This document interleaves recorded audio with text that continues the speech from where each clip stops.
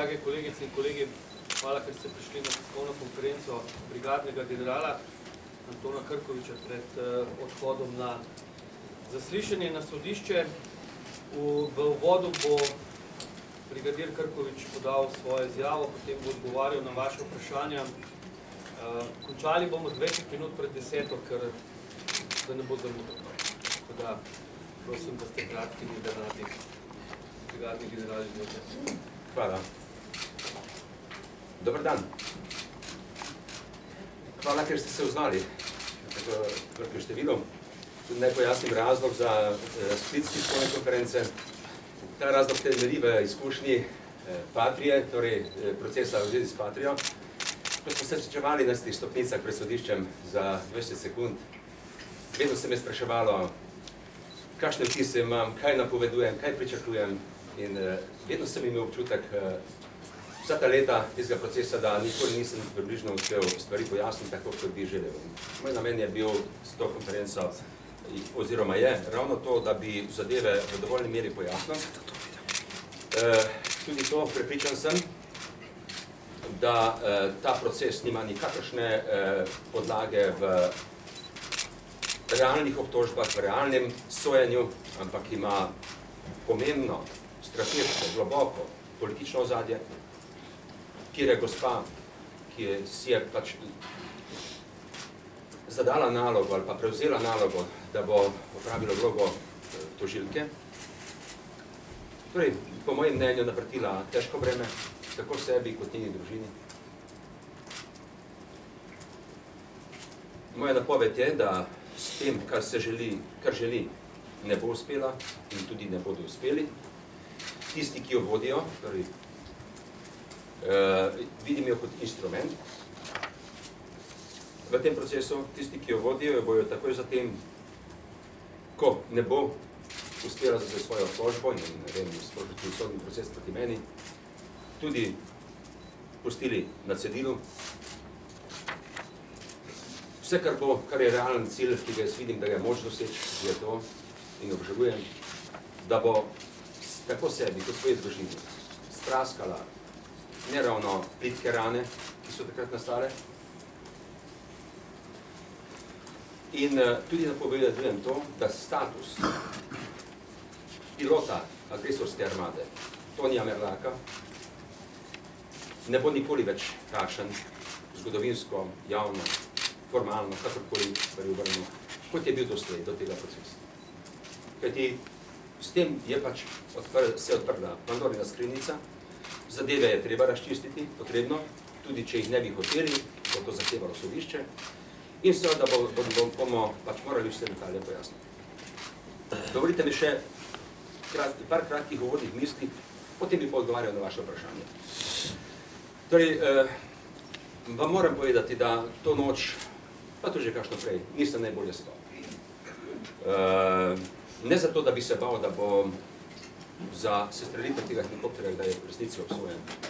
Ampak zato, ker tisto, kar sem že pozabil, tudi moje rane so bile ne račun samo tega dejanja v vojni in tudi drugih, kljub temu, da nisem našel ene temne rise na svojim ravnanju, na svojih odločitvah, ampak te stvari niso prijetne. In sem stvari na nek način uspel pozabiti. S tem sem se pa predvsej moral v svojih mislih vrniti v tiste čase in to mi povzroča nek rahlo nemir, bom rekel temu. Seveda mi dodatno nemir povzroča tudi moja izkušnja z slovenskimi sodišči. Še zlasti v procesu Patrija. Na osnovi te izkušnje vam odkrito povem, da ne zaupam slovenskemu sodišču.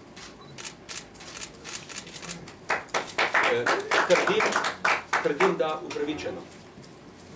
Kajti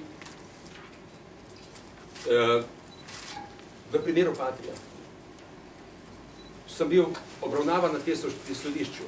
Torej, beseda pretirano je pretirana, je minimalna, kar hoče povedati. Več kot 50 procesov sem preživel na tem sodišču. Kar se tiče moje vpletenosti, domnevne, v nekaj, kar se imenuje Patrija, je še danes o tej zadevi praktično ne vem ničesar omembe vrednega. ker pomeni, da bi skozi nekaj procesov ali 10 procesov morda lahko meni izločili te zadeve, ampak se ni hotelo, ker so bili cilji in nameni povsem drugi. In se je ustrajalo do konca. Torej, preživel sem nekaj let na tem sodišču, brez vsake potrebe, brez realnih razlogov.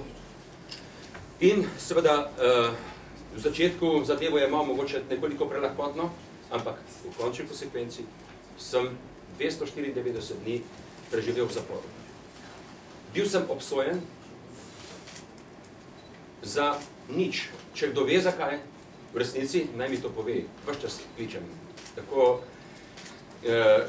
strokovno javnost, pravniško torej, kot splošno javnost, in do danes nisem slišal ene obrazložitve, ker tudi ne more biti, jaz s tem nič preprosto nimam, razen to, da sem seveda bil del nekih iger in vedno znova očitno jim pridem prav in gre za isto igro, ki jo vodijo skozi ramena te, jo bom kar imenoval nesrečne gospe, ki se je nadala vlogo tožilke v tem procesu.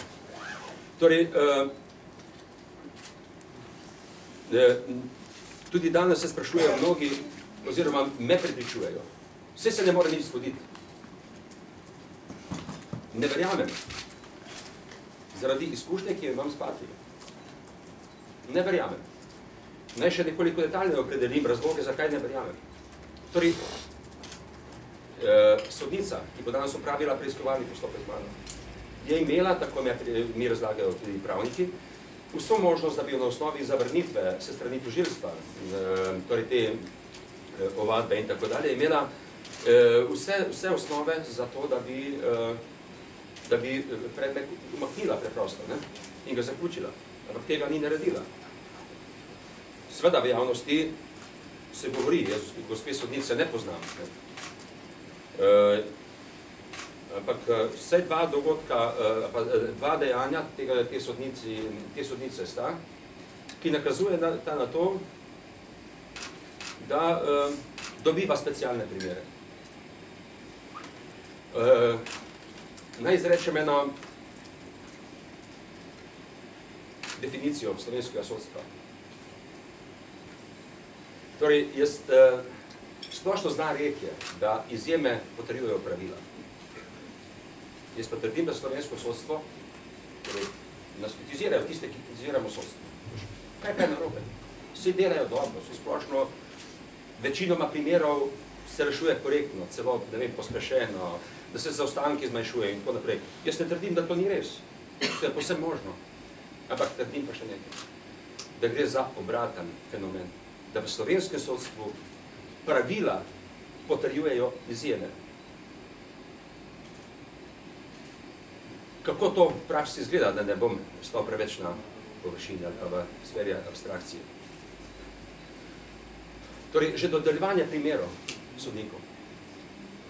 To je splošno znano, da ni potekalo v preteklosti ravno tako korektno, kot predpisi velevajo, po vrstnem redu. Težko me je prepričati danes na osnovi izkušenj, ki jih imam, da je ta sodnica moj primer dobila ravno po vrstnem redu, da je bila ona takrat na vrsti, da bi to sprejela. Jaz imam občutek, kot da ga je dobila, zato, ker ga je pač morala dobiti. In seveda za posebne primere velja, da delujejo daleč od kakšnega objektivnega sodstva. Nepristransko. Patrija je dokaz, pa še mnogi drugi. Načela v teh primerih ne veljajo in jih potem seveda želijo prekriti za vso ostalo množico drobnarij, ki so pomembne, ampak, pogledajte, samo temeljujem, dokazujem, da nisem povsem neosnovano rekel to, kar sem rekel, da pravila potrjujejo izjeme. In katere izjeme pa so izjeme? Praviloma jih vidim tam, v primerih, ki imajo politične implikacije. In to, kar se bo danes začelo, in bojim se, da se bo dogajalo še naprej, ima močno politično konotacijo in ima močno politično implikacijo. Če hočete tudi, na nek način danes začenjamo, ali pa v teh dneh, simbolno z praznovanjem, narekovajih, 25 letnice slovenske samostojnosti. vse 3 primere vidim, ki močno karakterizirajo ta začetek in nakazujejo smer praznovanja, vsebino, obliko in tako dalje. Torej, oprostitev popova. Če grem kronološko. Na slovenskih sodiščih. Neverjetno in na vides nemogoče. Nemogoče v Sloveniji, očitno je mogoče.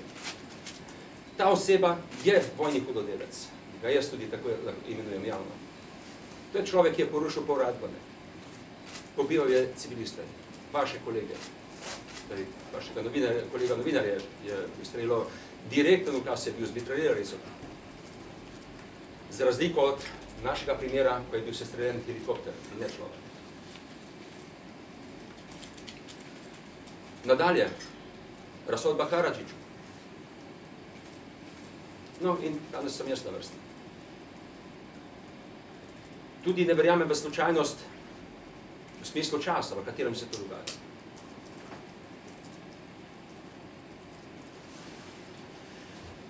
Še toliko v uvodu.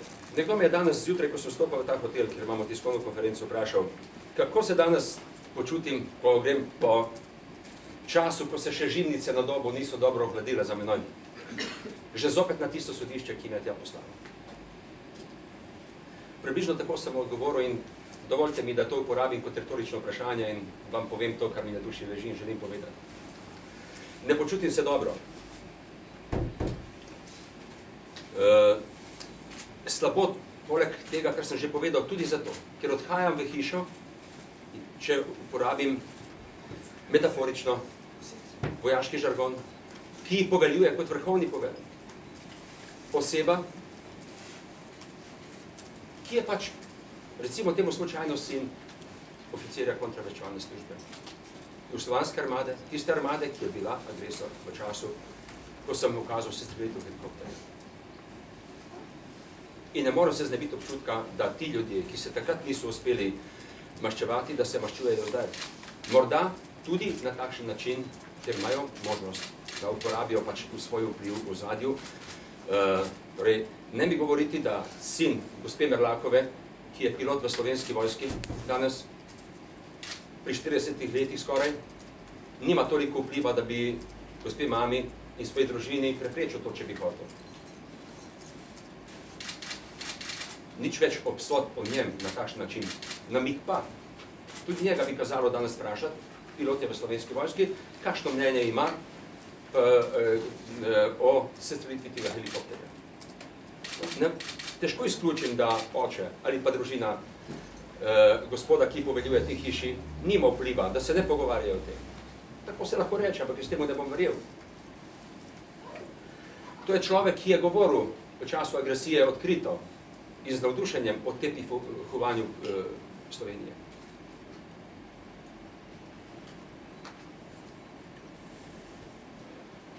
To je človek, ki se je v procesu Patria sam oklical za predsednika senata na Vrhovnem sodišču, ki je ponovno krivosodno potrdilo mojo sodbo, na račun katere sem presedel 294 dni v zaporu.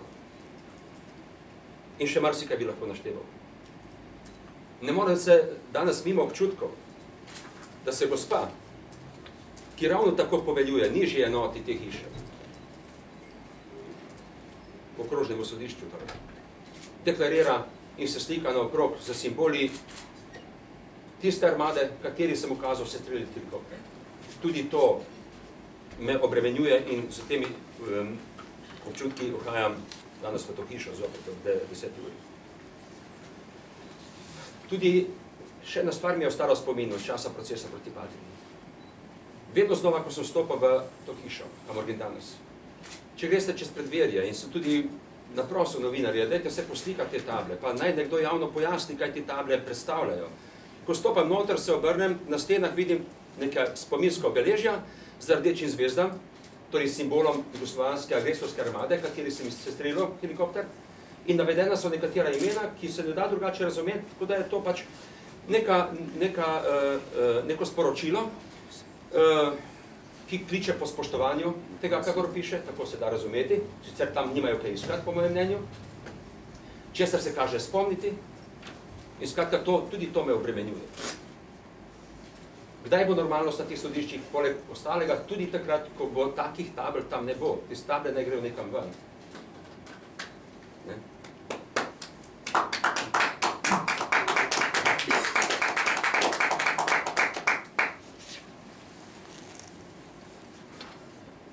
Skratka, bojim se, da je pred nami še en proces, katerega namen neposreden seveda je obtožiti Krkoviča in osamosvojitelje, kot so nas ali ste nas poimenovali skozi teh 25 let, ampak predvsem oblatiti, počrniti osamosvojitev. Pozdigniti tiste, ki so pravzaprav bili proti osamosvojitvi.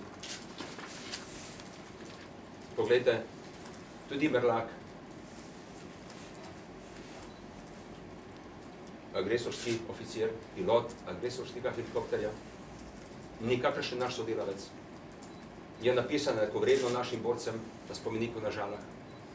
Ima svoj spomenik na mestu, kjer je bil ta helikopter sestreljen, oziroma na mestu, kjer je padel v Rožni dolini.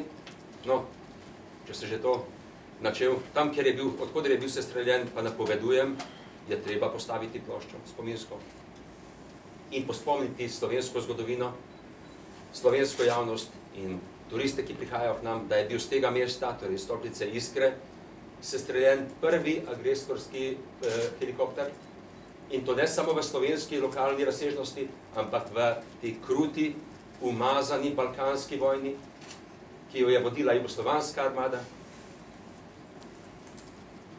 Tako da, kot sem rekel uvodoma, nekdo je popraskal rane, seveda meni, popraskal jih je tudi sebi, in status tistega, ki je bil doslej za družino in za njega